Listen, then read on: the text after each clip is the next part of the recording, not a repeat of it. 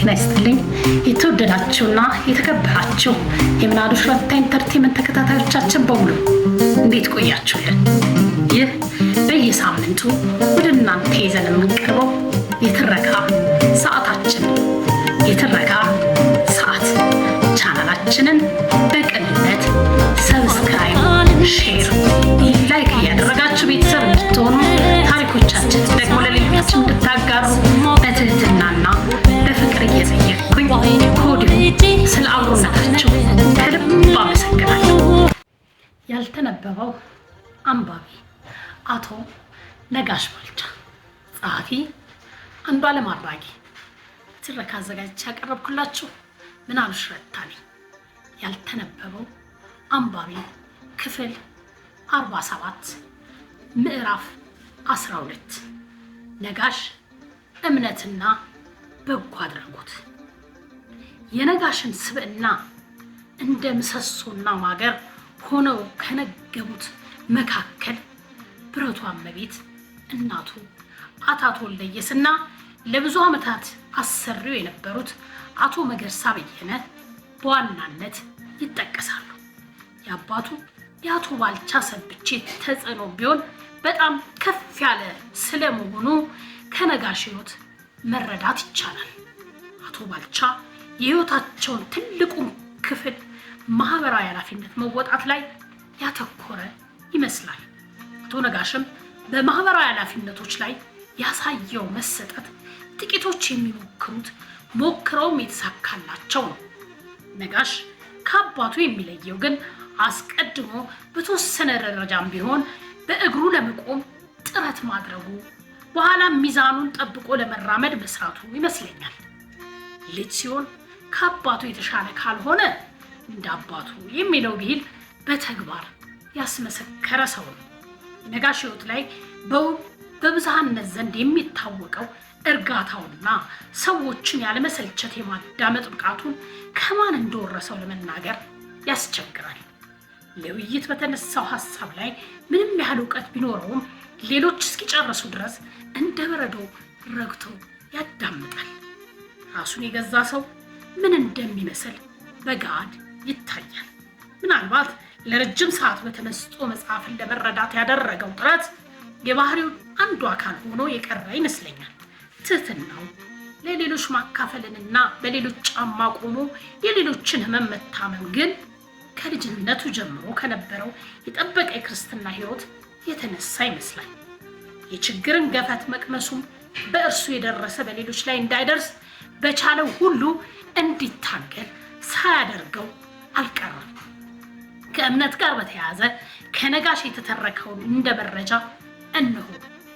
ትንሽ ልጅ እያለው ቤታችን በአማኑኤልና በልደታ ቤተክርስቲያኖች መካከል ነበር። አባቴም አንድ ሳምንት አማኑኤል በሚቀጥለው ደግሞ ልደታ ቤተክርስቲያን ይወስደኝ ነበር። የምንሄደው በእግር ነበር። የሚባለውን ብዙ ባልረዳም ከአባቴ ጋር ቤተክርስቲያን አርፍደን ወደ 4 ሰዓት አካባቢ ወደ ቤት እንመለሳለን። ከሀገር ቤት ከተመለስን በኋላ ደግሞ ከእናቴ ጋር አብሬ መመላለስ ጀመርኩ። አዘውትረን የምንሄደው አማኑኤል ቤተክርስቲያን ነበር። አማኑኤል ቤተክርስቲያን ስንሄድ አንድ አባት ያስተምሩ ነበር። ሁልጊዜ ያስተምሩና መጨረሻ ላይ ያስተማሩበትን ዳዊት ለምዕመናን እንዳሳልም ይሰጡኛል። እኔም እየተቀበልኩ እንደ ዲያቆን ሆኜ ማሳለም የዘወትር ተግባሬ ሆነ። ቀይ ግምጃ ልብሰው ይሰጡኛል።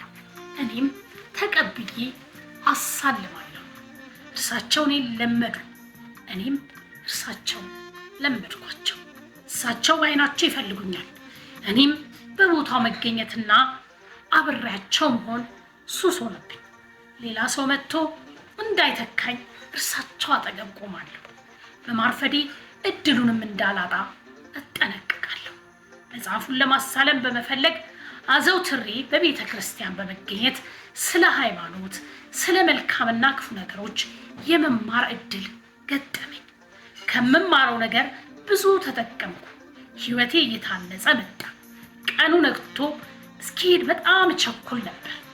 መምህሩ እስኪሞቱ ድረስ የእኔ ምልልስ አልተቋረጠም። ቢያንስ ከ2 እስከ 3 ዓመት አብሬያቸው ቀጠልኩ። ለብዙ ጊዜ ከመዝለቄ የተነሳ የሚያስተምሩትን በቃሌ እስከ መያዝ ደረስኩ። የጻድቃን የሰማዕታትንም ጸሎት ሲነገር እንዲሁ በቃሌ መያዝ ችዬ ነበር። መምህሩ ካለፉ በኋላ የነበረኝ አገልግሎት ተቋረጠ።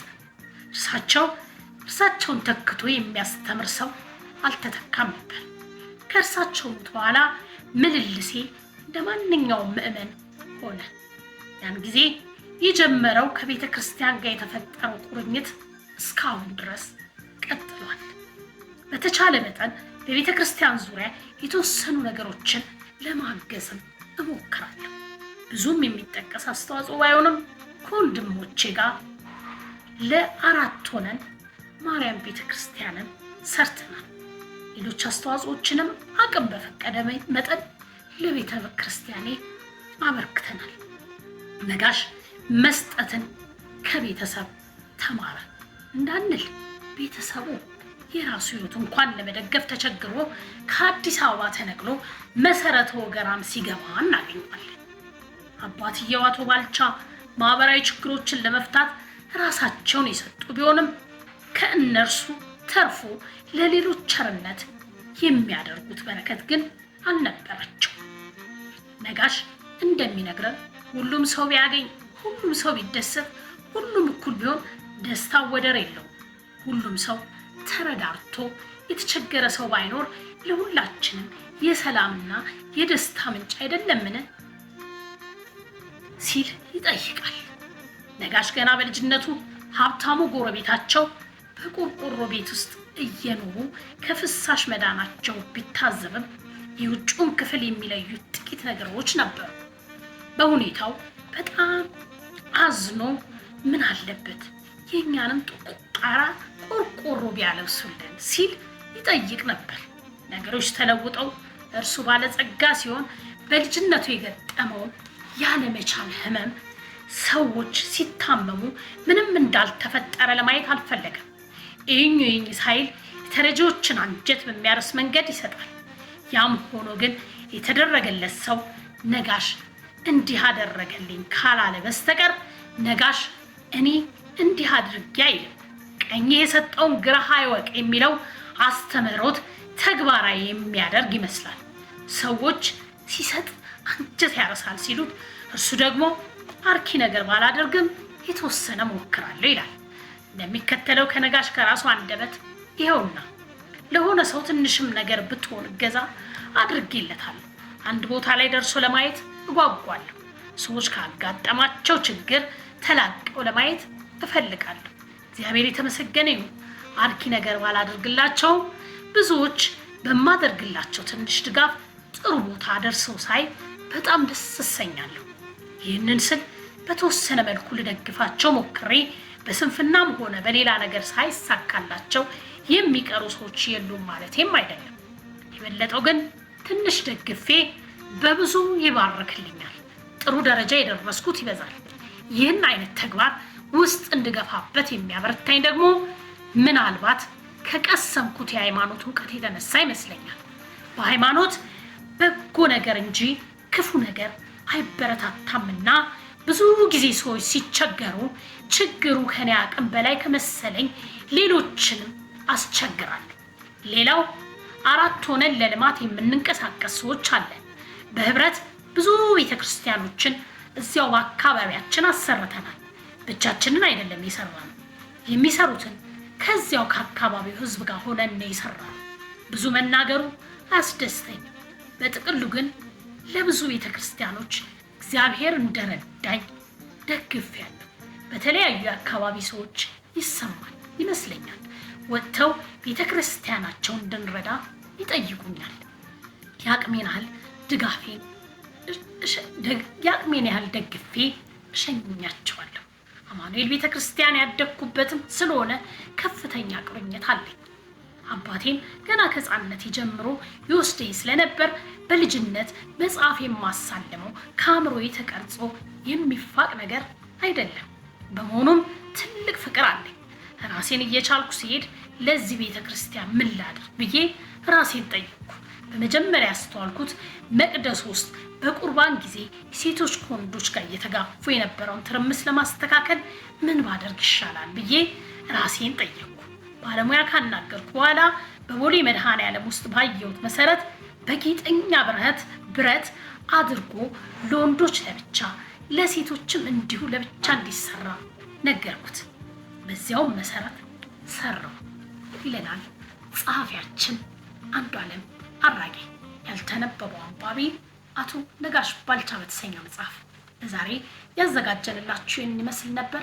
በቀጣይ ሌላኛውን ክፍል ይዘን እስክንገናኝ ቸር ቆዩልን።